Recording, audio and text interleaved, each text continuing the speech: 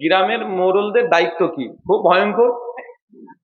শোনা, সেই মুসলিম কিতাব ফিতানে আসছে, আল্লাহ বলছেন যে যে মোড়লগিরি করবে সে হচ্ছে ধারালো অস্ত্রের মতো, মানে শাকের করাতের মতো। ও গেলেও কাটবে, আসতেও কাটবে। কেন?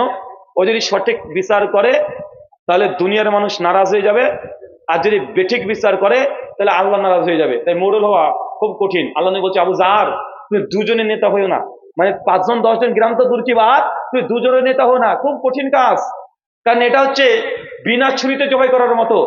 যদি তুমি দুনিয়ার মানুষকে খুশি করার জন্য বিচার করে পরকাল হারাবে, আর যদি তুমি পরকালকে ঠিক রেখে আল্লাহকে ভয় করে দুনিয়ার মানুষের যদি বিচার করতে চাও, তাই দুনিয়ার মানুষ তোমার বিরুদ্ধে চলে আসবে। খুব কঠিন কাজ। এবার দেখেন, চিন্তা করে দেখেন, আমি লজ্জার কারণে কাউকে মিথ্যা কথা বলেছি, যদি মিথ্যার দ্বারা আপনার ওর ক্ষতি হয়ে থাকে, যদি কোনো ক্ষতি হয়ে থাকে তাহলে তো গুনাহ অবশ্যই হবে। 2, ওই মিথ্যাটা তার কাছে গিয়ে প্রকাশ করে বলতে হবে যে ভাইজান, আমি এই গুনাহ, এই ভুলটা করার কারণে আমি এই জিনিসটা করেছিলাম। তার অর্থনৈতিক কোনো ক্ষতিগ্রস্ত করে দিয়েছেন, তাকে তার টাকা অর্থ যেই ক্ষতি করেছেন সে ক্ষতিকে পূরণ করে দিতে হবে, ক্ষমা চাইতে হবে। শুকরান।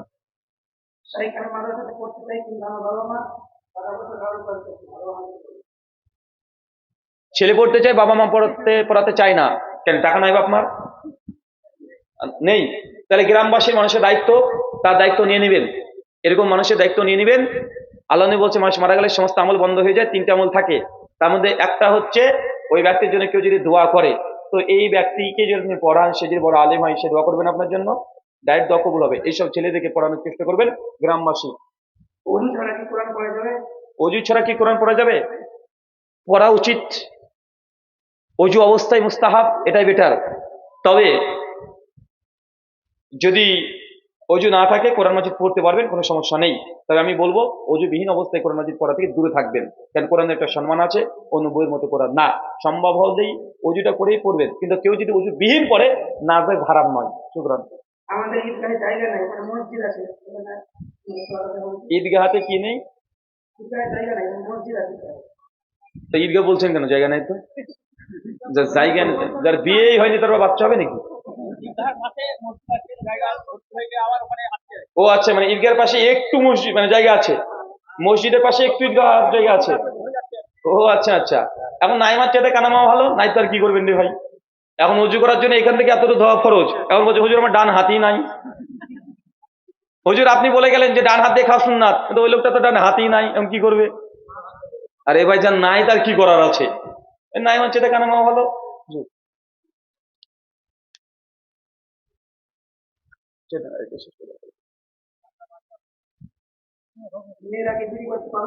মেয়েরা কি বিড়ি বাঁধতে পারবে? আহারে, এখন আমি বলি, মেয়েরা যদি বিড়ি বাঁধে, তার স্বামী হচ্ছে হাতে চুরি পরে বসে থাকবেন, ও স্বামী হওয়ার যোগ্য না। যার বউ বিড়ি বাঁধে তার স্বামী হওয়ার যোগ্যতা রাখে না। হাতে চুরি আর ব্লাউজ পরে বসিয়ে দিবেন, ওকে ট্রান্সজেন্ডার বানিয়ে দিবেন। কথা বুঝতে পারলেন না ভাইজান? আরে অর্থনীতি, এটা দায়িত্ব নিবে কে? স্বামী। মেয়েরা নিবে ঘরের পরিচর্যা করা। মেয়েদের উপরে অর্থনীতি ইসলাম চাপিয়ে দেয়নি। বিয়ে দেওয়ার সময় বলে দেয় না যে তোমার ভরণ পোষণের দায়িত্ব দিয়ে দিলাম। এখন বেটা বউটাকে বিড়ি বাঁধাতে দিয়েছিস, মানে আপনার লজ্জা লাগা দরকার আছে। সুনান ইবনে মাজাহ হাদিস 3388। আল্লাহ যে খাবারকে খাওয়া হারাম করেছে তার ব্যবসাও হারাম। মদ খাওয়া হারাম, মদ তৈরি করাও হারাম, মদ দিয়ে মাথায় করে বয়ে বয়ে দোকান পর্যন্ত পৌঁছে দেওয়াও হারাম।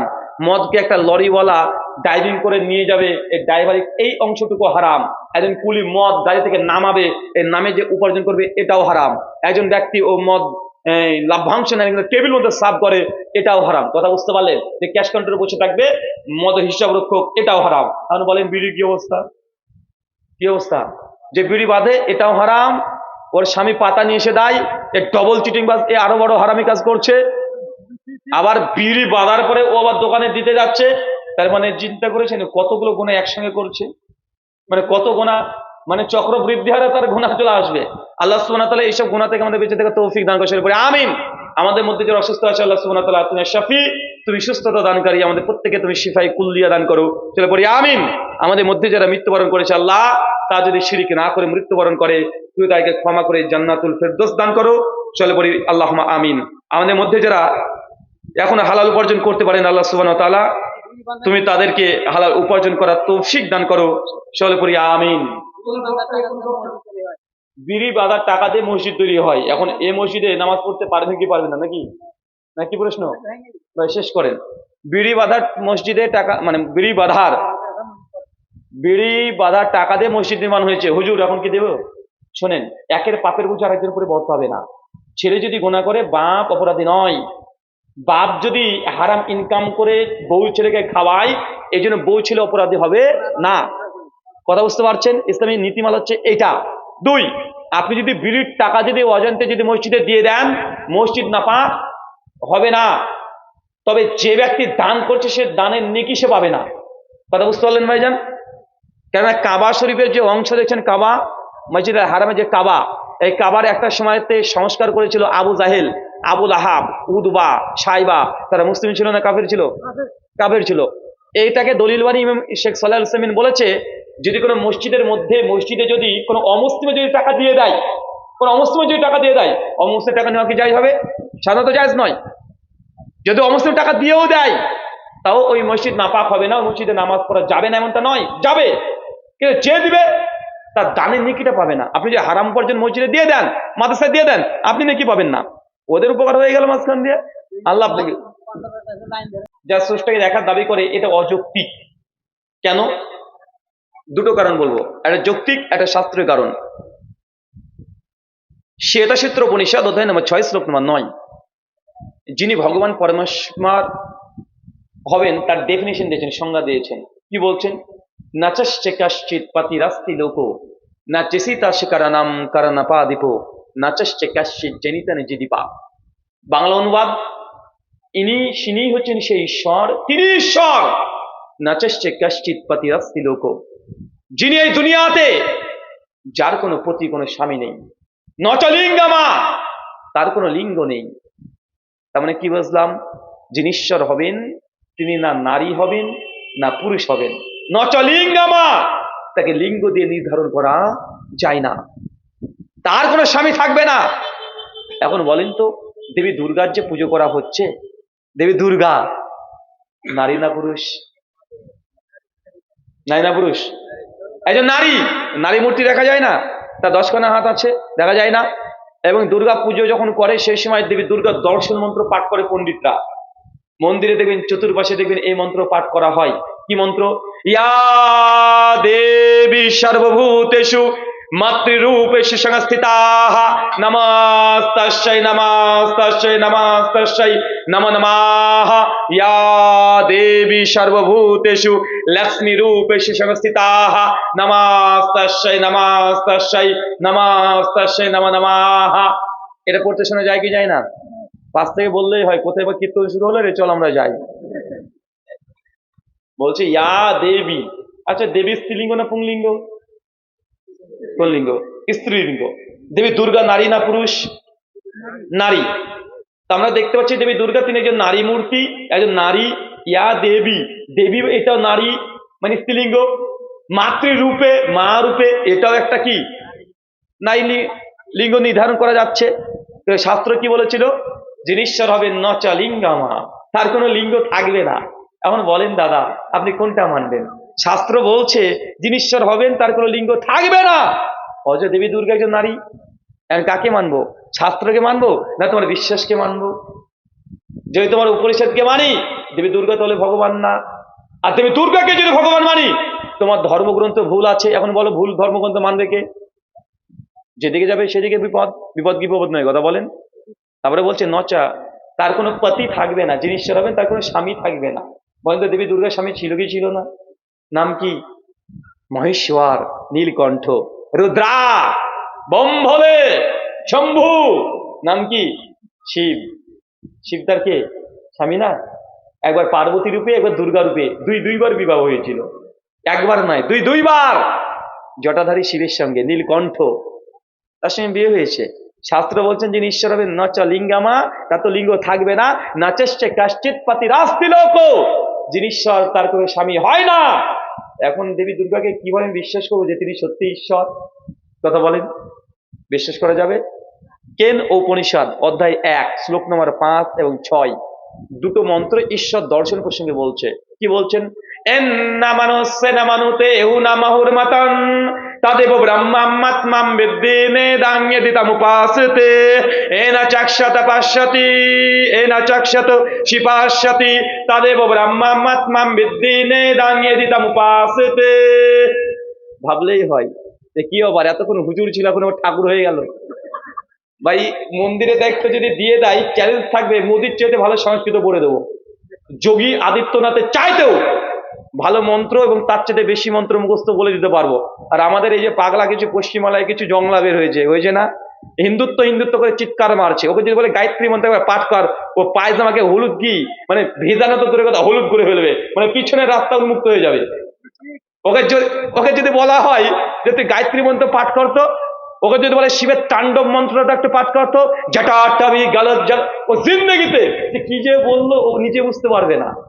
ভাই আছে না নাই কথা বলেন, বড় হিন্দুত্ববাদী দাবি করে। যদি একটা মন্ত্র জিজ্ঞাসা করা হয় যে গীতাতে কতটা অধ্যায় আছে, এই কথা বলার যোগ্যতা অধিকাংশ ওইসব নেতা মন্ত্রীদের নেই। গীতাতে কটা শ্লোক আছে এটা বলা তার হিম্মত নেই। যদি বলে গীতা 4খানা মাত্র শ্লোক তুমি মুখস্থ বলে দাও, শ্মশানে যেতে রাজি হবে, 4টে শ্লোক মুখ দিয়ে বের হবে না। যদি পেটে বোম মারেন তারপরে বেদ মন্ত্র একটা বলতে পারবে না। ও যে জিজ্ঞাসা করা হয় যে বেদের মধ্যে কতগুলো টোটালি মন্ত্র সংখ্যা আছে, তারপরে বলতে পারবে না। ওবার বড় বলছে আমরা হিন্দু হিন্দু আর মুসলমান নাকি শত্রু। এরা চিটিংবাজ।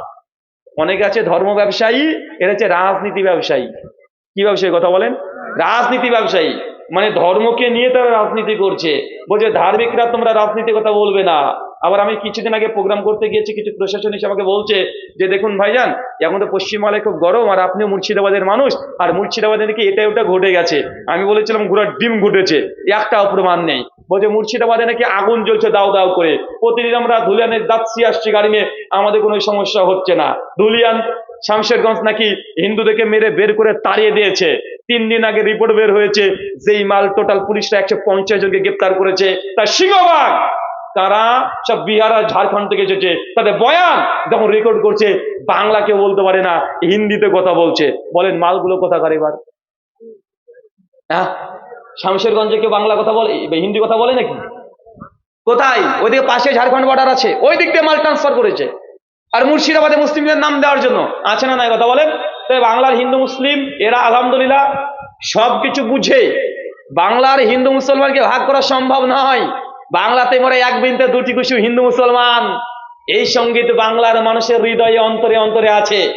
বাংলাতেই রামকৃষ্ণ পরমহংসদেব তার জন্ম। এখন পর্যন্ত রামকৃষ্ণ পরমহংসদেবের এখনো মঠে এখনো ওখানে কোরআন মাজিদ পাঠ করে সূরা ফাতিহা পাঠ করানো হয়। এখন রামকৃষ্ণ মঠে এবছরেও কোরআন মাজিদের সূরাতুল ফাতিহা পাঠ করে তারা অনুষ্ঠান শুরু করে। তারা খ্রিস্টানদের বাইবেল পড়েছে, তারা ভাগবত গীতার শ্লোক পড়েছে। এটা হচ্ছে সেই জায়গা। এখানে হিন্দু মুসলমানকে ভাগ করে ভোট নিয়ে জিতে যাবে, এটা হতে পারে না। এটা ওই চলে যেতে হবে। কোথায়? উত্তরপ্রদেশ, গুজরাট, ওইদিকে। বাংলাতে চলবে না। বাংলাতে চলবে কথা বলেন? বাংলার মুসলিম আর বাংলার হিন্দু তারা সকলে কি একদম মাছ ভাতে আমরা বাঙালি রে ভাই। এখন তারা এসে কিছুদিন পরে বলবে যে মাছ ব্যবসা করা যাবে না। বলে কি বলবে না? কতদিন আগে, কিছুদিন আগে, 3-4 দিন আগে একজন হিন্দু এলাকাতে জাস্ট ওখানে বাজারের মধ্যে একটা মন্দির আছে, আর মন্দিরের পাশেই 3-4 ফিট জায়গাতে একটু মাছের দোকান। ওখানে কিছু ওই হিন্দুত্ববাদী কিছু সংগঠনের যুবক তরুণরা এসে তা জোর করে বলছে মন্দিরের পাশে মাছের দোকান দেওয়া যাবে না। তখন বাজার কমিটি বলছে তোরা বলিস কি রে চিটিংবাজ? আরে আমরা বাজার কমিটি মন্দির তৈরি করেছি, আর তুই বলছিস মন্দিরের কাছে নাকি মাছ বাজার থাকবে না। আরে আমরা তো টাকা দিয়ে মন্দির তৈরি করেছি। এখন ব্যবসায়িক বলছে তাহলে মন্দির সরিয়ে দে, আমাদের ব্যবসা সরবে না। এটা হচ্ছে বাঙালি আমরা। এটা কি?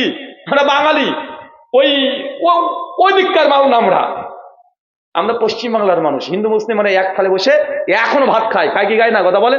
এখনো ভাত খায়। তাই এখানে সাম্প্রদায়িকের উস্কানি দিয়ে আপনি ধোয়া তুলে এখানে ভোট ভাগ করে মনে করছেন যে জিতে যাবেন, এটা সম্ভব নয়। একটা রাম মন্দির নির্মাণ করার জন্য হিন্দু মুসলমানের মধ্যে আমাদের ভারতবর্ষে দ্বন্দ্ব লাগিয়েছে কি লাগে কথা বলে? হিন্দু মুসলমানের মধ্যে দেখেছে। অনেকে বলছে যে না রাম মন্দির তো তৈরি হয়েছে, কিন্তু এই খবর কতজন জানে? অযোধ্যায় যেখানে রাম মন্দির তৈরি হয়েছে 400খানা মন্দির তারাই ভেঙেছে। জানা আছে আপনার? ওই রাম মন্দিরের আশেপাশে কি মন্দির ছিল না?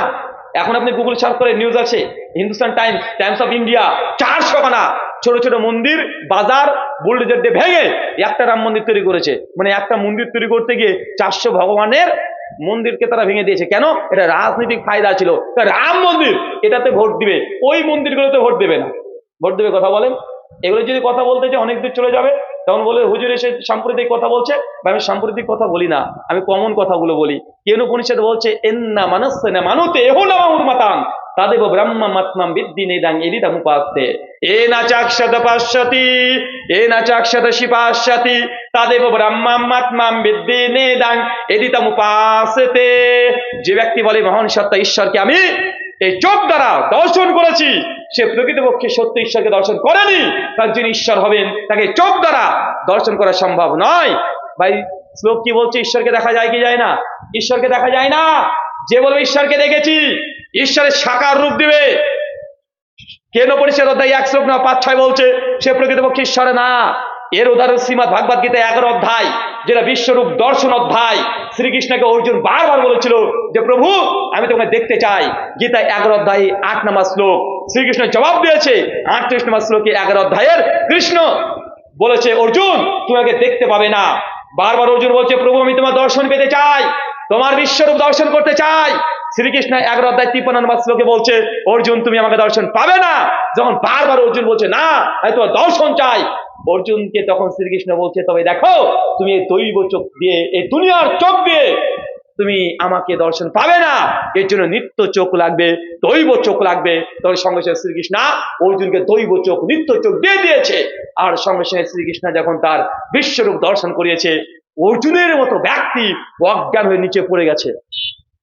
অর্জুন যদি দেখতে না পাই শ্রীকৃষ্ণের বিশ্বরূপ, আর সাধারণ মানুষ যখন এই মূর্তি দেখে নিয়েছে ভাবছে এটা ভগবান, বা এরকম মনে করে কি করে না?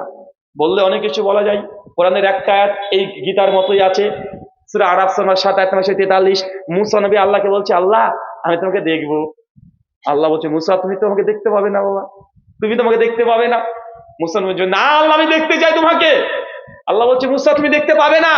আল্লাহ বলছে মুসা তোমাকে বিশ্বাস করো না। আল্লাহ বিশ্বাস তো করি, তবে তোমাকে দেখতে চাই। সূরা আরাফ 8:43 আল্লাহ বলছে লান তারানি, মুসা তুমি দেখতে পাবে না। মুসা যেমন মানে ছাড়ে না। আল্লাহ বলছে তাই এত ঈশান, আচ্ছা আগামীকাল তুর পাহাড়ে চলে এসো, আমাকে নয় আমার নূরের তাজাল্লি তোমাকে দেখাবো। তারপরের দিন চলে গেছে তুর পাহাড়ের উল্টো দিকে, মুসা নবী তাকিয়ে আছে আল্লাহকে দেখবো। আল্লাহ যখন তার নূরের তাজাল্লি দেখিয়েছে, তার আলোর কিছু অংশ দেখিয়েছে, মুসা অজ্ঞান হয়ে উল্টে পড়ে গেছে। তার মানে কি বুঝলাম? যিনি ঈশ্বর হবেন, প্রকৃত ঈশ্বর ভগবান হবেন, তাকে দেখা চোখ দ্বারা সম্ভব নয়।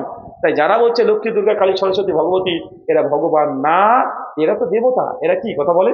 এরা দেবতা। দেবতা এটা আলাদা, ভগবান আলাদা, ঈশ্বর আলাদা, পরমাত্মা আলাদা, পরব্রহ্ম আলাদা। তাই হিন্দু ফিলোসফি আগে জানতে হবে, না জেনে অনেকে কথা বলে। যিনি পরম ব্রহ্ম তার কোনো মূর্তি নেই। হিন্দুদেরকে জিজ্ঞাসা করেন পরম ব্রহ্মের কোনো মূর্তি আছে? ব্রহ্মা নয়, পরম ব্রহ্ম। ব্রহ্মা যার 3 মাথা আছে, যিনি সরস্বতী নিজ মেয়ের সঙ্গে কন্যার সঙ্গে কিছু একটা ঘটিয়েছিল, ওটা আমি বলতে চাই না, বলতে গেলে আমাকে অ্যারেস্ট করে নিয়ে চলে যাবে, আমি বলতে চাই না। যদি এই কথা লেখা আছে শিবপুরাণ রুদ্র সংহিতা 73 নম্বর অধ্যায়ে, ব্রহ্মা নিজ মেয়ের সঙ্গে, বাকিটা ডট ডট ডট, আমি এটা বলতে পারবো না, বলতে গেলে আমাকে অ্যারেস্ট করবে, সাম্প্রদায়িক সম্প্রীতি নষ্ট করছে বলবে, ব্লাসফেমি করছে, আমি এটা বলতে চাই না। তো যাদের জানার দরকার শিব সংহিতা শিবপুরাণের রুদ্র সংহিতা 73 অধ্যায় গোটাটা পড়েন, ব্রহ্মা নিজ মেয়ের সঙ্গে কি করেছিল আপনি বুঝে নিবেন। ওই যে ডট ডট ডট বলে দিয়েছি, ওটা করেছিল। আমি কিছু বলতে চাই না, আমি বাবা বলবো না, বললে আমার চাকরি থাকবে না। শুকরান, জাযাকাল্লাহ খাইরান। প্রশ্ন হচ্ছে রমজান মাসের ফিতরা বাড়ি বাড়ি বিতরণ করতে হবে না, সরকারের বাড়িতে জমা করতে হবে কি? রমজান মাসে ফিতরা কি করবেন? সুনানে আবু দাউদ 1516 নম্বর হাদিস। আল্লাহ নবী বলছে রমজান মাসে যাকাতুল ফিতরকে ফরজ করা হলো, সহিহ বুখারী 503 নম্বর হাদিস। ফিতরা কখন দেবেন?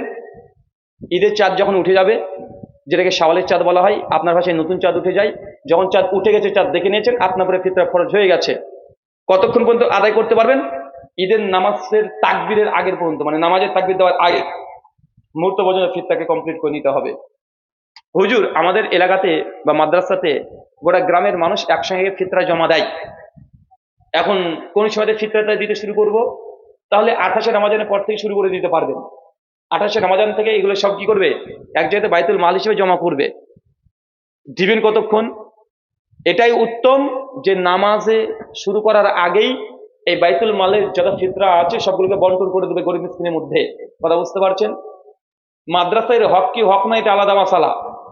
মাদ্রাসা হক আছে না নাই, মাদ্রাসায় উন্মুক্ত ভাবে হক নাই। মাদ্রাসায় যদি গরিব মিসকিন এই পর্যায়ের কোনো মিসকিন যদি কোনো ছাত্র থাকে তাহলে খাস ভাবে তাদেরকে দেওয়া যাবে, উন্মুক্ত ভাবে নয়। আর অনেক ডিটেল আলোচনা করা যেতে পারে। জমা করেছেন বাইতুল মালে ফিতরার টাকা, এটাই উত্তম। কি বললাম, নামাজের আগের মুহূর্তে কমপ্লিট করে দেওয়া।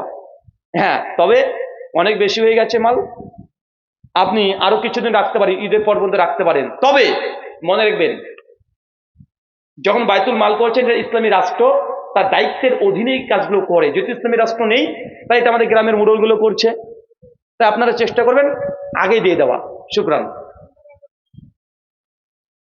প্রশ্ন হচ্ছে 1 নম্বর, ওয়াকাফ সম্পর্কে কিছু গুরুত্বপূর্ণ তথ্য দিন। ওয়াকফ সম্পর্কে দীর্ঘদিন ধরে আমরা বলে আসছি, অনেক ইউটিউবে বক্তব্য পেয়ে যাবেন। ওয়াকফ সম্পত্তি সম্পর্কে আপনাদের অজানা কিছু নয়। এক কথা আমি একটা কথা বলে দিই ওয়াকফ সম্পর্কে, যেটা আপনি বুঝিয়ে নেবেন। বাবরি মসজিদ একটা মসজিদ গিয়েছে দীর্ঘ 30 বছরের রাজনীতির ফলাফল, ভোটের কারণে। ওয়াকফ সম্পত্তি যদি এটা অ্যাক্ট মানে বিল পাস হয়ে এখন অ্যাক্ট বেনে গেছে, মানে আইন হয়ে গেছে, স্বীকৃত আইন। তবে স্থগিত করেছে সরকার কিছুদিন স্থগিত করে গেছে না। এখন নতুন করে কেউ এখানে যুক্ত হতে পারবে না, কাউকে বাদ দেবে না, বা কেউ দখলদারিতা নিতে পারবে না, স্থগিত করেছে, মানে হ্যাঙ্গিং করেছে, কেসটাকে ফাইল করেছে। যদি এটা সত্যি অ্যাক্ট হয়ে যায়, বাবরি মসজিদে অ্যাক্টটা গেছে, রাতারাতি ওরা ভারতবর্ষের লক্ষাধিক মসজিদ সরকারের আন্ডারে চলে যাবে। রাতারাতি লক্ষাধিক মাদ্রাসা সরকার চাইলে বন্ধ করে দিতে পারবে। ইউপিতে গত 1 সপ্তাহের মধ্যে প্রায় 190খানা মাদ্রাসাকে তারা বন্ধ করেছে না ভাইজান? Times of India, Hindustan time খুলেন, আপনি দেখতে পাবেন। জাগো নিউজ হিন্দি পত্রিকা দেখবেন, পেয়ে যাবেন। যদি ওয়াকফ যদি সত্যি ফাইনাল হয়ে যায় ল হিসাবে, তা রাতারাতি ভারতবর্ষে মুসলিমদের যে ওয়াকফ যত সম্পত্তি আছে, প্রায় 10 লক্ষ কোটি একর জমি, সবগুলো তাদের হাতে চলে যাবে। মুসলমানের অর্থনীতি পুরোটা তাদের কন্ট্রোলে চলে আসবে। আর কোন জাতি যদি তার অর্থনীতি যদি অন্য জাতির হাতে যদি চলে যায়, সেই জাতির জিন্দেগিতে মাঝে সাত করে দাঁড়াতে পারবে না। কোন মানুষকে যদি ধ্বংস করতে চাই, এটাকে বলা হয় ইন্টেলিজেন্ট ওয়ার, বুদ্ধিভিত্তিক লড়াই। কি বলে কথা বলে এটাকে ইংলিশে বলে ওয়ার, মানে যুদ্ধ 2 ধরনের হয়, একটা অস্ত্র দিয়ে, একটা বুদ্ধি দিয়ে। কি দিয়ে? একটা অস্ত্র দিয়ে, একটা বুদ্ধি দিয়ে। অস্ত্র দিয়ে যুদ্ধ করলে ক্ষতি কেমন? যদি ভারতের সঙ্গে পাকিস্তানের যুদ্ধ হয়, তাহলে ভারতও গোলাবারুদ মারবে, ভারতের টাকা যাবে। পাকিস্তানের গোলাবারুদ মারবে, পাকিস্তানের গোলাবারুদ যাবে কি যাবে না? ভারতের সৈনিক মরবে, পাকিস্তানের সৈনিক মরবে, 2 দেশের অর্থনীতি ভেঙে পড়বে, 2 দেশ তারা হুমকির মুখে চলে আসবে কি আসবে না? এবং এখানে crore crore million billion trillion টাকা খরচ হয়ে যায়। কেন? যদি সামরিক বাহিনীদের যুদ্ধ করা হয়। আধুনিক যুগে এই অস্ত্রদের যুদ্ধ এখন আর কেউ কিছু করে না। এখন কি করে? এখন কূটনীতি, এটাকে বলাই ইন্টেলেকচুয়াল ওয়ার, বুদ্ধিভিত্তিক লড়াই। মানে বুদ্ধি দিয়ে আর একজনকে তলে শেষ করে ফেলে দেওয়া। তরবারির চাইতে কলমের ঘোচার মূল্য অনেক বেশি না? তরবারির আঘাতের চাইতে কলমের একটা সিগনেচার দিলে আপনার জীবনটাকে শেষ করে দিতে পারে কি পারে না? একটা বোম আপনাকে নিক্ষেপ করলাম, আপনি যদি বুদ্ধিমান হন পানিতে ডুব মারবেন, আপনি বেঁচে গেলেন, যাবেন কি যাবেন না? মানে বোম লাগলেই মারা যাবে এটা নিশ্চিত না। কিন্তু উকিল যদি একবার সিগনেচার করে দেয়, জজ ফাঁসি, কি করবেন? কথা বলে কলমের দাম অনেক বেশি। তো এটাকে বলে ইন্টেলেকচুয়াল ওয়্যার। তাই ভারতীয় মুসলিমদেরকে তারা ইন্টেলেকচুয়াল ওয়্যারের মাধ্যমে তারা শেষ করতে চাচ্ছে। সরাসরি অস্ত্র দিয়ে লড়াই করার দম, সাহস মুসলিমদের সঙ্গে বিশ্বের কেউ সহজে দেখাতে চায় না। কেন? মুসলমান জাতিটাই, তারা গোটা জীবনটাই তারা অনেক স্ট্রাগল করে এখানে এসেছে, অনেক স্ট্রাগল করে এসেছে না? এই মুসলমানদের সঙ্গে চেঙ্গিস খানের লড়াই হয়েছে। চেঙ্গিস খা, হালাকু খা, তাতারিয়া, এদের সম্পর্কে ধারণা আছে আপনার? চেঙ্গিস খা কে, হালাকু খা কে?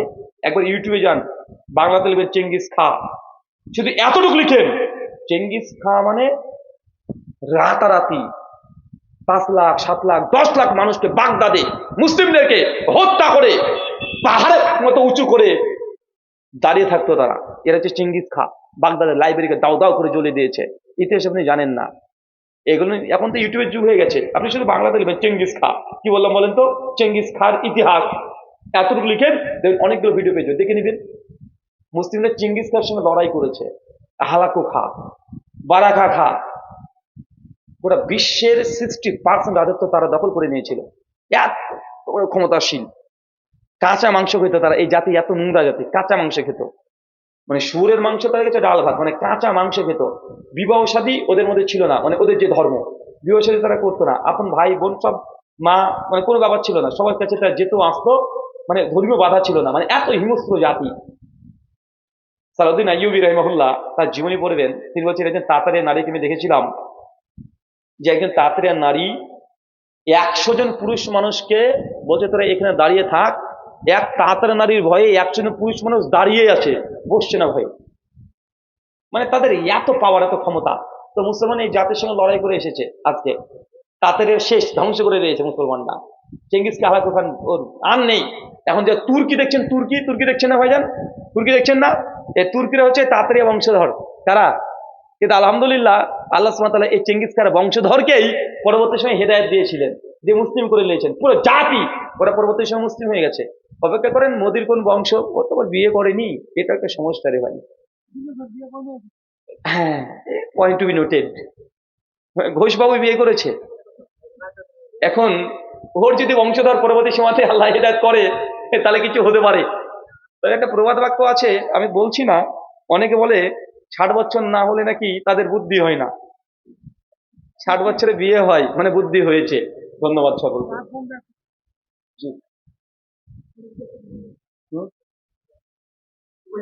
ফরজ গোসলের নিয়ম, আহারে এখন তো গোসল শিখাবো, মানে আর জায়গা পেলে ফরজ গোসল শিখাতে হবে। শোনেন, গোসল যদি ফরজ হয়ে যায়, প্রথমে 2 হাতটাকে ধুয়ে নিবেন। শোনেন কি বললাম, 2 হাতটাকে ভালো করে ধুয়ে নিবেন। ধোয়া কমপ্লিট, নিজে লজ্জায় স্থান পানি দিয়ে ভালো করে ধৌত করে নিবেন, পরিষ্কার করে নেবেন, ধৌত করে নেবেন, হয়ে গেল। এরপরেই অজু যেভাবে করেন সেভাবে অজু করতে শুরু করলেন, যেভাবে অজু করেন সেম। অজু কমপ্লিট হয়ে গেছে, কমপ্লিট অজু। 2 পা সেই সময়তে না ধুলেও চলে, যদি মনে করেন গোসলের শেষে দেবো এটাই বেটার, তবে সে ধুয়ে ফেলেন, কোনো আপত্তি নেই। কমপ্লিট অজু করার পরে মাথাতে পরপর 3 বার পানি ঢেলতে শুরু করে দিলেন, ঢালা শেষ। এখন আপনার যা মন চায় তাই করে গোসল করেন। এখন ডুব মারেন, চিটপটাং হন, ডিগবাজি মারেন, যেভাবে যা ইচ্ছে তাই করেন। মানে সিস্টেম কি বুঝতে পারলেন? প্রথমে 2 হাত ধুয়ে নিলেন, তারপর লজ্জাস্থানকে পরিষ্কার করে ধুয়ে ফেলেন, এরপর অজু করে নিলেন। অজু করে শেষে মাথাতে 3 বার পানি ঢেলে দিলেন। মেয়েরা যদি হয় শীতের সময় বেনি খোলার দরকার নেই, চুলের খোপা খোলার দরকার নেই, চুল বাঁধাই থাকবে, তারা পানি ঢেলে দিবে। একদম মাসে মাসে যেতে হবে, এটা বাধ্যতামূলক মেয়েদের জন্য সেই সময় না। খোপা অবস্থাতে 3 বার পানি ঢেলে দিল, তারপর আপনি যেভাবে ইচ্ছা মন চাই ঘষাঘষি ঢলাঢলি, সাবান, শ্যাম্পু, ক্রিম যা আছে সব মারতে পারবেন। পকেটে কেন রে ভাই? ওরা খেয়ে নামাজ পড়বি, দিয়ে রাখবি, দিয়ে করবি।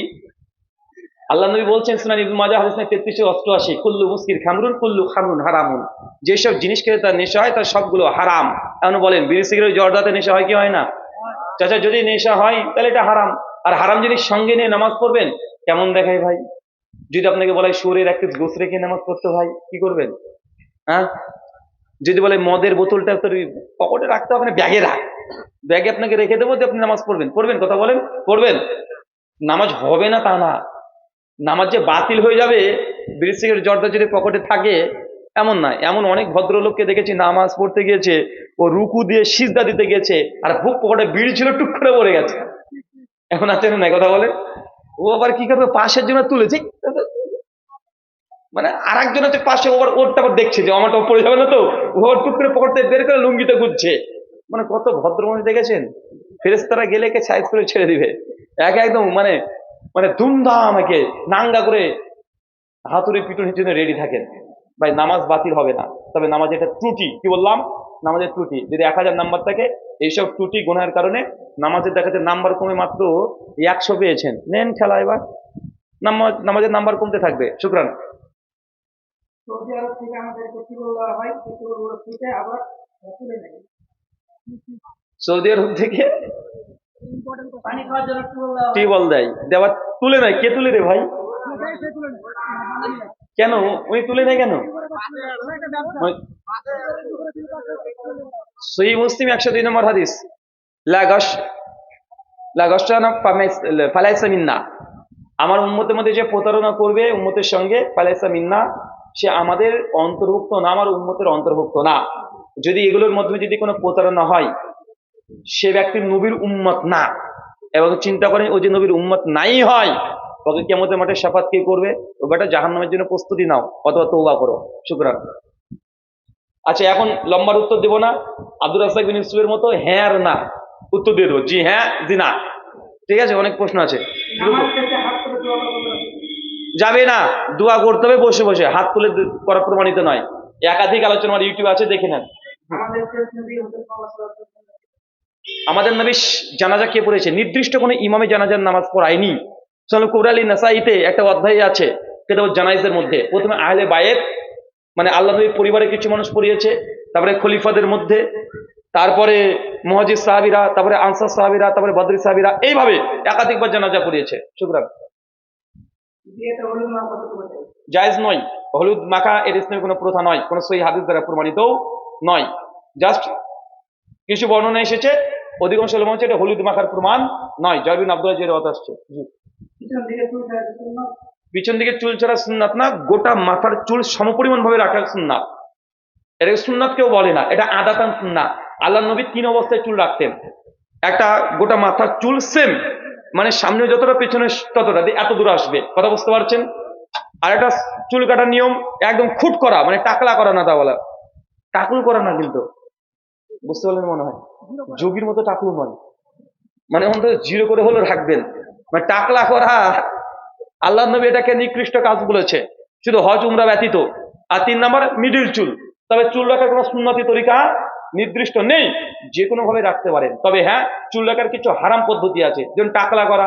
2, চুলটা রেখেছেন সামনে অনেক আর পিছনে ন্যাড়া করেছে না, আবার অনেকে করেছে গাজনি, আবার হানি সিং বলছে, আবার দেখা যাচ্ছে সামনে একটু মানে বড়ই আছে, এই যে একটা রকেট চালিয়ে দিয়েছে। আচ্ছা না, কথা বলেন, এইগুলো হচ্ছে আরাম পদ্ধতি। শুকরান। হিন্দু বাড়িতে কিছু খাওয়া করা যাবে কি? কোন অমুসলিমদের বাড়িতে খাওয়া পান করা যাবে কি? জি, অবশ্যই যাবে। আপনি ডাল, সবজি, পৃথিবীর সমস্ত খাবার খেতে পারবেন, শুধু মাংস বাদ দিয়ে। কি বাদ দিয়ে কথা বলেন? মাংস বাদ দিয়ে। প্রাণীর মাংস, জবাইকৃত প্রাণীর মাংস খাওয়া বাদ দিয়ে আপনি যা আছে সবকিছু খেতে পারবেন। সূরা আনাম 135 নম্বর আয়াতে আল্লাহ জানিয়ে দিয়েছেন, যে প্রাণী জবাই করার আগে আল্লাহর নাম নেওয়া হয় না, ওই প্রাণী মাংস খাওয়া যাবে না। শুধু হিন্দুদের নয়, কোনো মুসলমান যদি প্রাণী জবাই করার আগে আল্লাহর নাম না নেয়, সেই মাংস খাওয়া যাবে? যাবে না। এটা হিন্দুদের বাড়িতে বলে কথা নয়। একটা মুসলিম মানুষ মুরগিটাকে জবাই করেছে, হিন্দু ধ্যানদার রান্না করছে, খেতে পারবেন কি পারবেন না? খেতে পারবেন। বুঝতে পারলেন মনে হয়? মানে আমাদের শর্ত এটা না যে হিন্দুর বাড়িতে খাবো না, শর্ত কি? মানে প্রাণীটা জবাই করার আগে আল্লাহর নাম যদি থাকে, হিন্দু রান্না করুক বা মুসলমান রান্না করুক, যায় আসে না, খেতে পারবেন। কে জবাই করলো এটা গুরুত্বপূর্ণ। জি, মাছ আবার জবাই হয় নাকি রে? হ্যাঁ, মাছ জবাই হয় না রে ভাই। গ্রামে মরল ও সরকারের করণীয় কি? হ্যাঁ, গ্রামে মরল ও সরকারের করণীয় কি? কি বলতে